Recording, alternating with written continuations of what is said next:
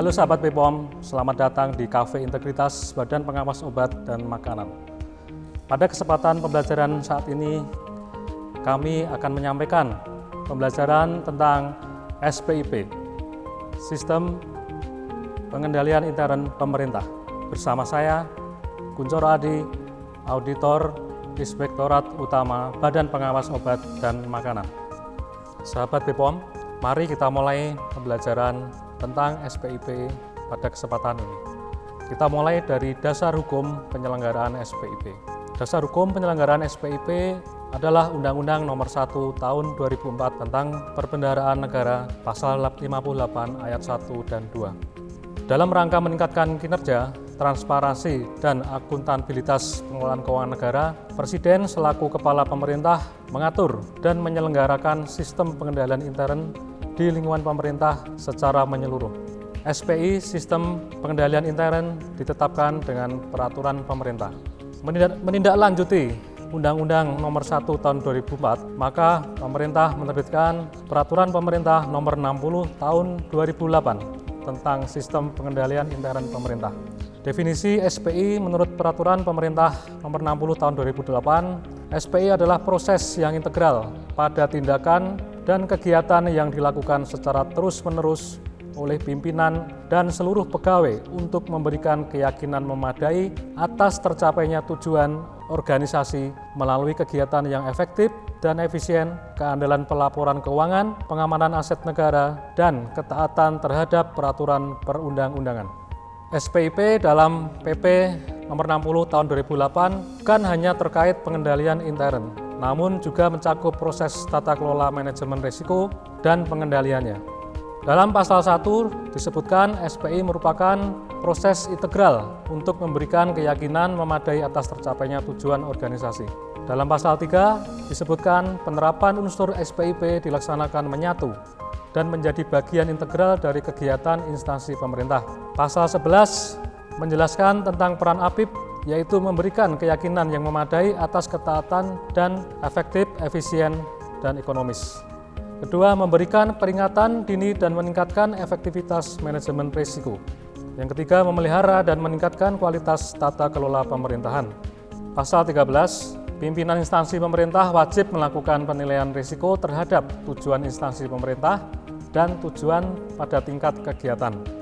Pasal 14, untuk mencapai tujuan, organisasi perlu menetapkan strategi operasional dan strategi manajemen terintegrasi dan rencana penilaian risiko. Pasal 16, pimpinan instansi pemerintah mengidentifikasi setiap risiko yang melekat pada sifat, misinya atau pada kegiatan, signifikansi dan kompleksitas dari setiap program spesifik yang dilakukan. Penguatan efektivitas sistem pengendalian intern pemerintah tercantum pada bab 3 PP 60 tahun 2008. Dalam pasal 47 disebutkan Menteri, Pimpinan Lembaga, Gubernur, Bupati, Wali Kota bertanggung jawab atas efektivitas penyelenggaraan sistem pengendalian intern di lingkungan masing-masing. Untuk itu diperlukan tools yang dapat membantu kementerian, lembaga, pemerintah daerah dalam menilai kualitas dan meningkatkan efektivitas sistem pengendalian intern. BPKP selaku pembina menerbitkan pedoman penilaian maturitas penyelenggaraan SPIP. Pembagian kewenangan dalam SPIP, manajemen kementerian lembaga pemerintah daerah bertanggung jawab dalam membangun, menilai, dan meningkatkan kualitas SPIP. APIP, aparat pengawas intern pemerintah, bertanggung jawab dalam melakukan evaluasi terpisah atas kualitas SPIP. BPKP bertanggung jawab dalam penerbitan pedoman, pembinaan, dan pelatihan APIP serta manajemen. Dalam Peraturan Pemerintah Nomor 60 Tahun 2008 dijelaskan pimpinan instansi memiliki tanggung jawab untuk yang pertama menyusun perencanaan dan menetapkan tujuan organisasi. Tujuan organisasi harus sesuai dengan visi misi, cascading harus selaras, harus berorientasi hasil dan outcome, dan diaplikasikan dalam program dan kegiatan yang tepat. Kedua, pimpinan instansi harus membangun sistem pengendalian intern yang memadai. Dalam membangun sistem pengendalian intern yang memadai, diperlukan unsur-unsur pengendalian SPIP. Yang pertama, lingkungan pengendalian. Lingkungan pengendalian adalah kondisi di dalam instansi pemerintah yang mempengaruhi efektivitas pengendalian intern. Pimpinan instansi wajib menciptakan dan melihara lingkungan pengendalian yang menimbulkan perilaku positif dan kondusif dalam upaya untuk penerapan SPIP dalam lingkungan kerjanya. Sebagai contoh adalah penegakan integritas dan nilai etika, komitmen terhadap kompetensi, kepemimpinan yang kondusif, pembentukan struktur organisasi yang sesuai dengan kebutuhan, pendelegasian wewenang dan tanggung jawab yang tepat, penyusunan dan penerapan kebijakan yang sehat tentang pembinaan sumber daya manusia, perwujudan peran APIP yang efektif, dan hubungan kerja yang baik dengan instansi pemerintah yang terkait. Unsur SPIP yang kedua adalah penilaian risiko. Penilaian risiko adalah kegiatan penilaian atas kemungkinan terjadinya ancaman terhadap pencapaian tujuan dan sasaran instansi pemerintah. Secara umum, penilaian risiko dibagi menjadi dua, yaitu identifikasi risiko dan analisis risiko. Penilaian risiko diawali dengan penetapan maksud dan tujuan yang jelas dan konsisten baik pada tingkat instansi maupun pada tingkat kegiatan. Selanjutnya adalah identifikasi secara efisien dan efektif terhadap risiko yang dapat menghambat pencapaian tujuan tersebut baik yang bersumber dari dalam maupun dari luar instansi. Risiko yang telah diidentifikasi kemudian dianalisis untuk mengetahui pengaruh terhadap pencapaian tujuan.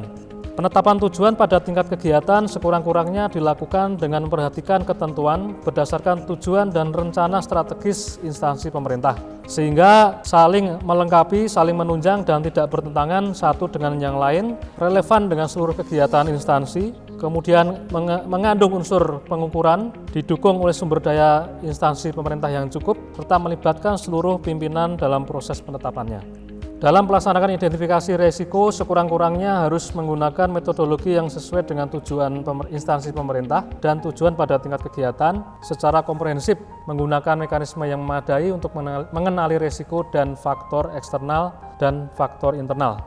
Risiko yang berasal dari faktor eksternal antara lain ada perubahan peraturan perundang-undangan, perkembangan teknologi, bencana alam, dan gangguan keamanan. Sementara risiko yang dari faktor internal misalkan adalah keterbatasan dana operasional, sumber daya manusia yang tidak kompeten, peralatan yang tidak memadai, kebijakan yang tidak jelas, dan suasana kerja yang kurang kondusif. Unsur ketiga, kegiatan pengendalian. Kegiatan pengendalian adalah tindakan yang diperlukan untuk mengatasi risiko serta menetapkan dan melaksanakan kebijakan dan prosedur untuk memastikan bahwa tindakan mengatasi risiko telah dilaksanakan secara efektif.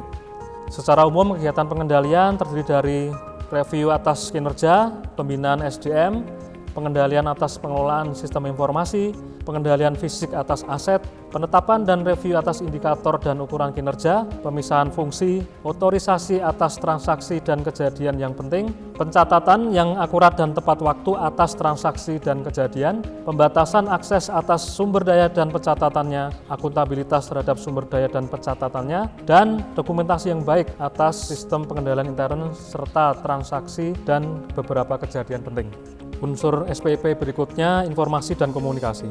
Informasi adalah data yang telah diolah yang dapat digunakan untuk pengambilan keputusan dalam rangka penyelenggaraan tugas dan fungsi instansi pemerintah. Sedangkan komunikasi adalah proses penyampaian pesan atau informasi dengan menggunakan simbol atau lambang tertentu baik secara langsung maupun tidak langsung untuk mendapatkan umpan balik. Dalam menerapkan unsur informasi dan komunikasi ini, instansi pemerintah harus menyediakan dan memanfaatkan berbagai bentuk dan sarana komunikasi untuk mengelola, mengembangkan, dan memperbarui sistem informasi secara terus-menerus. Unsur yang terakhir, pemantauan pengendalian intern. Pemantauan pengendalian intern adalah proses penilaian atas mutu kinerja sistem pengendalian intern dan proses yang memberikan keyakinan bahwa temuan audit dan evaluasi segera ditindaklanjuti. Pemantauan dilaksanakan melalui pemantauan berkelanjutan, evaluasi terpisah, dan tindak lanjut atas rekomendasi hasil audit atau review. Pimpinan memiliki tanggung jawab yang ketiga, yaitu mencapai tujuan organisasi melalui 4 tujuan SPIP, yaitu efektivitas dan efisiensi, keandalan pelaporan keuangan, pengamanan aset negara, dan ketaatan terhadap peraturan perundang-undangan. Sistem pengendalian intern pemerintah yang efektif pada seluruh tahap proses bisnis pemerintah. Pada tahap proses bisnis di sektor akuntabilitas keuangan, indikatornya bahwa SPIP telah efektif adalah tercapainya wilayah tertib administrasi atau WTA dan tercapainya opini wajar tanpa pengecualian WTP dari BPK. Kemudian untuk proses bisnis di perbaikan tata kelola penguatan proses bisnis dan mitigasi risiko, ini adalah proses bisnis keandalan sistem pengendalian intern, proses bisnis di bidang perencanaan dan penganggaran, pelaksanaan anggaran dan kegiatan, proses belanja pengadaan barang jasa, pencapaian kinerja. APIP memperkuat dan menunjang efektivitas SPIP melalui pengawasan intern, kemudian BPKP melakukan pembinaan penyelenggaraan SPIP. Kemudian proses bisnis pemerintah terkait akuntabilitas kinerja sebagai indikator tercapainya efektivitasnya adalah tercapainya wilayah bebas korupsi atau WBK, kemudian wilayah birokrasi yang bersih dan melayani atau WBBM. Peran aparat pengawas internal yang optimal sebagai assurance dan advisor sangat penting di sini dengan tujuan untuk mengawal semua sistem pengendalian intern pemerintah demi mencapai tujuan yang utama yaitu kesejahteraan rakyat.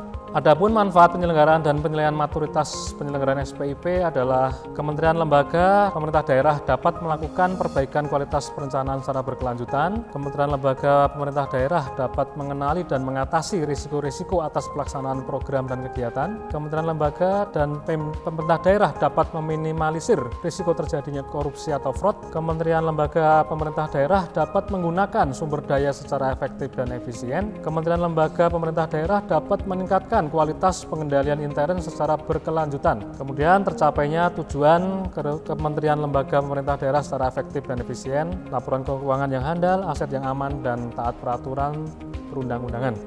Sebagai perkuatan penyelenggaraan SPIP, maka pada tahun 2021 BPKP telah mengembangkan framework penilaian terhadap penyelenggaraan SPIP terintegrasi, di mana di sini terdapat indikator penetapan tujuan, ada penilaian kualitas perencanaan, harus mengacu pada sasaran strategis dari kementerian lembaga, pemerintah daerah, kemudian bagaimana strategi pencapaian terhadap sasaran strategis. Kemudian ada struktur dan proses untuk penilaian struktur dan proses unsur SPIP, ada 5 unsur, jadi ada lingkungan pengendalian, penilaian risiko, kegiatan pengendalian, informasi dan komunikasi serta pemantauan. Tujuan SPIP ada 4, ada efektivitas dan efisiensi, keandalan pelaporan keuangan, pengamanan aset negara, ketaatan terhadap peraturan perundang-undangan. Semua tujuan tersebut akan dapat diukur untuk peningkatan manajemen kualitas sektor publik dengan indikator manajemen risiko indeks, nilai maturitas SPIP melalui indeks efektivitas pengendalian korupsi, kemudian level kapabilitas APIP. Badan POM telah membangun tata kelola, manajemen risiko, dan sistem pengendalian intern sejak tahun 2011, dimulai dari penerapan sistem mutu ISO 9001-2008, membangun dan membentuk Satgas SPIP pada tahun 2013, pembangunan 3 lini pertahanan 3 Lines of Defense pada tahun 2015, dan mengintegrasikan pelaksanaan manajemen risiko dengan SPIP pada tahun 2018. Keseluruhan proses tersebut diharapkan dapat mendukung tercapainya maturitas SPIP, manajemen risiko indeks, dan kapabilitas APIP. Semoga Badan POM pada tahun 2022 ini dapat memperoleh nilai maturitas SPIP pada level 4. Demikian, kita sudah sampai pada akhir video pembelajaran tentang penerapan SPIP pada Badan Pengawas Obat dan Makanan. Mari kita wujudkan bersama maturitas SPIP Badan POM menuju level 4. Terima kasih, semoga bermanfaat bagi kita semua.